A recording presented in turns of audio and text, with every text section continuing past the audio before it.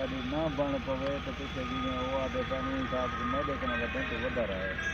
ना तो तू जब जेरी कथा दे मैं तो जेरी कथा ना मैं ठीक है गंदा है अल्लाह रबी गिरा बड़ा सजे भी असा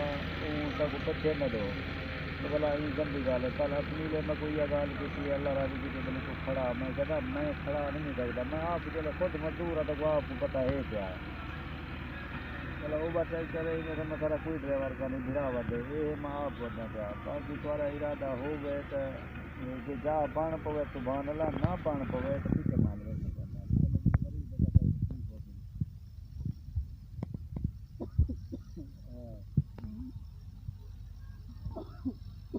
ना ना वो गिला ना करोगे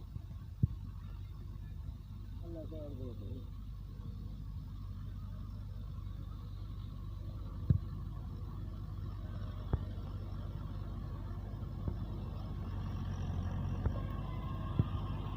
अच्छा सब के पारे पीछे वाला इनके पत्ते ना तो के मार लेके बनाओगे